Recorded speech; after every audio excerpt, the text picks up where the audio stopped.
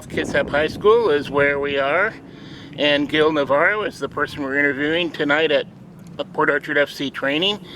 And we've been wanting to chat with Gil for a while to learn more about him and kind of relive the great performance he had at Port Townsend. But the season goes fast, and so here we are already headed towards the playoffs. Hi, Gil. Hey. So I was doing some research to learn about your soccer career, and Bethany College came up, and now that's in Kansas. Tell me about what it was. That was your college. Tell me about what your experience in soccer was like back there. So I got a scholarship down there, an offer to go play down there. I played junior college in California for 2 years. I was given an offer to go to a good school in California, but since I made bad decisions in the past, that scholarship was not there anymore. So I went to Kansas and I spent 2 years playing down there, and I enjoyed my time playing down there at Bethany. Grew up a lot as a person and a lot as a player. And eventually, did you take over as head coach of the men's team or the women's team? What was that? It was an assistant coach. Assistant coach with the men? Yes, assistant. How you ended up connected to Port Orchard FC? Yes. So I heard about all the social media that was going on about Port Orchard. I was thinking about joining, but I had just finished an indoor season with the Force and had suffered a really bad injury. So I was recovering from that. Was not planning to play, but Pat talked to me about it. Mark, another really good friend, talked to me about it, and then my friend Kervin, shout out to Kervin, he was on the team, so I came and checked it out and just fell in love with the competition and the level of play that the team had. Yeah, excuse me. I've noticed that you began training with us, was it in May even? Yeah, and you worked your body along and you came through and until a point came where both you and coach thought you were ready. And it was right spot on, because when you've been in matches, right away you've been effective and helpful in the back. I think especially the Port Townsend match where we came away with a 7-1 win.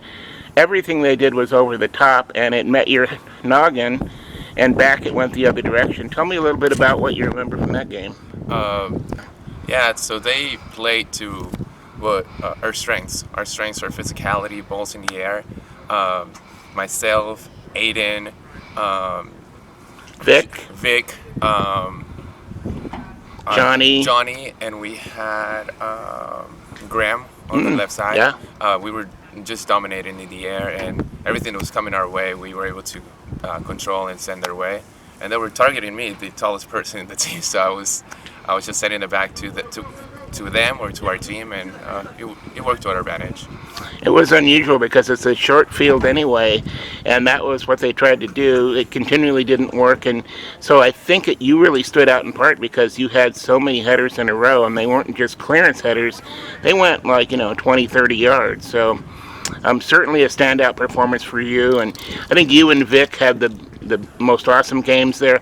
Even with 7 goals, we kind of looked to our midfield and our defense for players of the match for that one, because you shut them down so much. But now here we are this weekend, looking forward to Port Orchard being in the CPL2 playoffs. What are your thoughts about being a part of that? It's just amazing coming to a program that's asked for excellence and requested us to work really hard.